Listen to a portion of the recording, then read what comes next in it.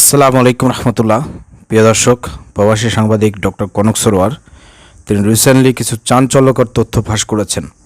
আপনারা স্ক্রিনে দেখতে পাচ্ছেন doctor Kanak Sarwar Facebook page থেকে এই পোস্টটি করা হয়েছে। মূলত আমাদের বর্তমান আইন উপদেষ্টা হাসিব নজরুল আছেন, তার বিষয়ে অনেক অভিযোগ আছে এবং আপনারা দেখতে পেয়েছেন এই 7-8 মাসে যে আওয়ামী লীগের অনেক ডেভিল মানে শয়তান, অনেক দুর্নীতিবাজ, অনেক চাঁদাবাজ, অনেক অপকর্ম করেছে, যারা অনেকেই গ্রেপ্তার হয়েছিল, কিন্তু অনেকেই জামিন পেয়ে বের হয়ে যাচ্ছে এবং তারা বের হয়ে চাঁদাবাজি করতেছে, বিএনপির সাথে মিলে বিভিন্ন রকম অপকর্ম করতেছে এবং বিএনপির কমিটির পদও ভাগিয়ে নিয়ে যাচ্ছে। এবং এগুলো কেন হচ্ছে, কিভাবে হচ্ছে, কার ইশারা হচ্ছে, কে এগুলো করতেছে, কে জামিন দিচ্ছে, এই বিষয়টা নিয়ে অনেক অভিযোগ আছে হাসিব নজরুলের বিরুদ্ধে। এছাড়া আপনারা জানেন যে আমাদের প্রবাসী একজন সাংবাদিক ইলিয়াস হোসেন ভাই তিনি বলে এসেছেন যে ভারত আসলে জানতো যে আমাদের এই যে দ্বিতীয় স্বাধীনতা অথবা এই আওয়ামী লীগ ফ্যাসিবাদ হাসিনা সরকারের পতন, এটা ভারত অনেক আগেই জানতো এবং ভারতের পরিকল্পনায় নাকি এটা হয়েছে। এবং বলেছে পরিকল্পনা হোক আর না হোক, কিন্তু ভারত নাকি এটা জানতো, তারা বুঝতে পেরেছিল এবং তারা বুঝতে পেরেই হাসিনা এখান থেকে সরে যাওয়ার পরে দ্বিতীয় টার্মে এখানে কারা বসবে এটা নাকি ভারতই নির্ধারণ করে দিয়েছে। হ্যাঁ, এটা অনেকটাই আমার কাছে মনে হয় যে সাংবাদিক ইলিয়াস হোসেন ভাই যে গবেষণা করে যে সিস্টেমে তিনি এই কথাগুলো বলেছেন, এগুলো যুক্তি আছে কিভাবে? সাংবাদিক ইলিয়াস হোসেন ভাই বলেছে, আপনারা দেখেছেন যে এই বাংলাদেশে এই প্রথম আলো ডেইলি স্টার যেভাবে বাংলাদেশে রাজত্ব করে যাচ্ছে, বিগত 15 বছর ধরে ফ্যাসিবাদকে যেভাবে তারা প্রতিষ্ঠিত রেখেছিল এবং বাংলাদেশে বিএনপি, জামাত এবং ইসলামপন্থীদেরকে বহির্বিশ্বের কাছে জঙ্গি হিসেবে নাটক সাজিয়ে যারা এগুলো উত্থাপন করেছিল, তারা হচ্ছে ডেইলি স্টার, এই প্রথম আলো। তারা এটি ভারতের ইশারায় করেছিল, এটা সবার কিন্তু অবগত আছেন। সেই আজকে 15 আগস্টের পরে, আজকে এই 5 আগস্টের পরে, দেশ স্বাধীন হওয়ার পরে আজকে সেই প্রথম আলো ডেইলি স্টার তারা এখনও রাজত্ব করে যাচ্ছে এবং ভারত এই প্রথম আলো এবং ডেইলি স্টারের মাধ্যমে এবং হাসিব নজরুল এদের মাধ্যমে তাদের লোকদেরকে উপদেষ্টা মণ্ডলীতে ঢুকিয়ে দিয়েছে বিভিন্ন জায়গা। তারা এখন এই তাদের কথা মতন কাজ করতেছে। এটা কিন্তু আসলে যুক্তিতেও ঠিক আছে, বাস্তবতাও ঠিক আছে।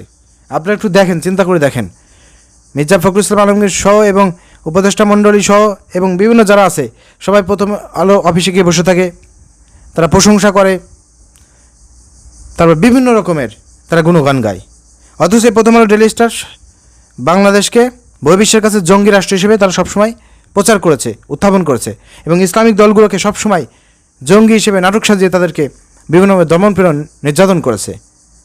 আজকে তাদের বিরুদ্ধে যদি আমরা কোনো ব্যবস্থা গ্রহণ করতে চাই, তাহলে হাসিব নজরুলরা জেগে ওঠে, উপদেষ্টা মণ্ডলীতে অনেকেই জেগে ওঠে।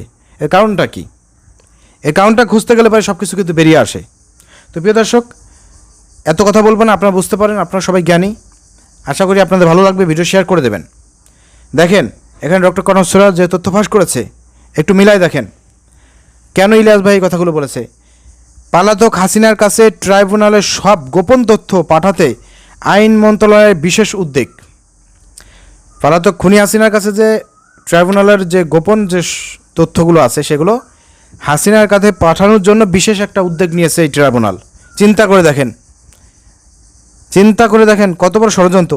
অনেক যাচাই বাছাই করে আন্তর্জাতিক অপরাধ ট্রাইব্যুনালের সকল কার্যক্রমের গোপন খবর, সাক্ষ্য প্রমাণ, সাক্ষীদের তথ্য পলাতক হাসিনা এবং আওয়ামী অপরাধীদের কাছে সহজে এবং সুলভে পৌঁছে দিতে হাসিনা মনোনীত আইন উপদেষ্টা হাসিব নজরুল সমর্থিত এক নারী আইনজীবীকে নিয়োগ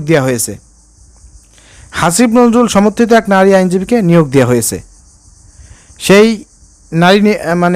আইনজীবীকে আপনার স্ক্রিনে দেখতে পাচ্ছেন। ইনি আওয়ামী লীগের খোদ আওয়ামী লীগের একজন লোক। তার পরিচয়টা কি? দীর্ঘ সরকারি ছুটির আগে গতকাল 27 মার্চ নতুন 4 জন প্রসিকিউটর নিয়োগ হয়েছে।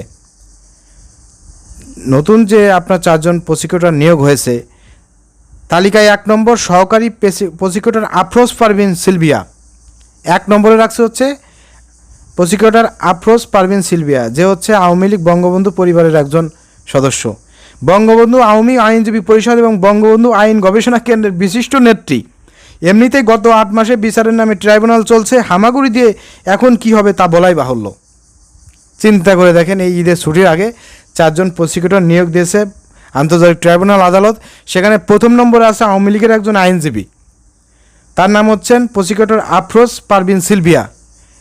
তিনি আওয়ামী লীগের এই বঙ্গবন্ধু আওয়ামী লীগ আইনজীবী পরিষদের একজন লোক, এবং আপনারা দেখতে পাচ্ছেন যে তিনি আওয়ামী লীগের প্রত্যেকটা প্রোগ্রামে এবং আওয়ামী লীগের নেত্রী হিসেবে তিনি পরিচিত। তাকে কিভাবে বর্তমান আন্তর্জাতিক ট্রাইব্যুনাল আদালতের প্রসিকিউটর হিসেবে নিয়োগ দেয় এটা আমার বুঝে আসতেছে না। এটা হাসিব নজরুল করেছে। তো এইখান থেকে সন্দেহ যে আসলে এই মেয়েটির মাধ্যমে, এই প্রসিকিউটরের মাধ্যমে এই আন্তর্জাতিক ট্রাইব্যুনাল সমস্ত রকমের গোপন নথিপত্র, সাক্ষ্য প্রমাণ এবং সব কিছু সাক্ষী হাসিনার কাছে ফাঁস করার জন্যই এই ব্যবস্থা গ্রহণ করেছে, এই নতুন নিয়োগ দিয়েছে হাসিব নজরুল। তো এই যে সাংবাদিক ইলিয়াস কনক সরোয়ার পিনাকি দাদা যে তথ্যগুলো ফাঁস করে, যে কথাগুলো বলে, তারা কি মিথ্যা বলে? তারা তো কি যুক্তি প্রমাণে তারা আপনাদেরকে হাতে নাতে সব কিছু দেখা দিচ্ছে যে আসলে বর্তমান যে সরকার আছে, ডক্টর ইউনূস বাদে অন্য যারা আছে তারা সম্পূর্ণ ভারত নিয়ন্ত্রিত, প্রথম আলো নিয়ন্ত্রিত। এবং এটা ভারত আগে থেকে ঠিক করে রেখেছিল যে হাসিনা সরকারের পতনের পরে দ্বিতীয় দফায় কাদেরকে ক্ষমতায় বসিয়ে ভারত তাদের যে উদ্দেশ্য লক্ষ্য আছে সেটা বাস্তবায়ন করবে। বুঝতে পারছেন? না হলে আপনি চিন্তা করে দেখেন, আওয়ামী লীগের কোনো প্রসিকিউটরকে আন্তর্জাতিক ট্রাইব্যুনালে কি দেওয়ার কথা? এটা দেশে কীভাবে, কারা দিল, কেন দিল, হাসিব নজরুল কেন দিল? অবশ্যই পিছনে কিছু রহস্য আছে। হাসিব নজরুলকে এ বিষয়ে উত্তর দিতে হবে। সাংবাদিকদেরকে প্রশ্ন করতে চাই, আপনারা হাসিব নজরুলকে প্রশ্ন করেন, কেন আপনি আওয়ামী লীগ পরিষদের একজন লোককে কেন এই ট্রাইব্যুনালে আপনার প্রসিকিউটর হিসেবে নিয়োগ দিয়েছেন? তাহলে দেখি হাসিব নজরুল কী অ্যান্সার দেয়। ঠিক আছে? তো গভীর ষড়যন্ত্র চলছে প্রিয় দর্শক।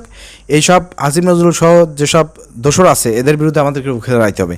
আজকে বাংলাদেশ জামাত ইসলামের এটিএম আজহারুল ইসলাম এখনও মুক্তি পায় নাই। এ বিষয়ে জামাতের কোনো কর্মসূচি আমরা দেখতে পাচ্ছি না। অনুরোধ করব জামাত ইসলাম এ বিষয়ে কঠোর কর্মসূচি ঘোষণা দিক। জামাতের নিবন্ধন এখনও ফিরে পাই নাই, অথচ নির্বাচন নিয়ে বিএনপি কিন্তু অনেক করতেছে, জোরতাপ করতেছে।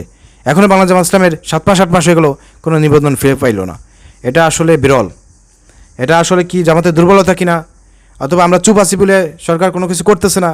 যদি এরকমটা হয় তাহলে অবশ্যই জামাতকে শক্তিশালী অবস্থানে থাকতে হবে এবং কঠোর ব্যবস্থা গ্রহণ করতে হবে। তাহলে হয়তো সরকার এ বিষয়ে হয়তো সিদ্ধান্ত গ্রহণ করবে। প্রিয় দর্শক, সকল ষড়যন্ত্র রুখে দেওয়ার জন্য দেশবাসীকে এবং আপনাদের সবাইকে বলবো, এই তথ্যগুলো আপনারা ফাঁস করুন, সবাইকে শেয়ার করে দেখিয়ে দেন এবং আপনারা সবাই ঐক্যবদ্ধ হন। আসসালামু আলাইকুম রহমতুল্লাহ।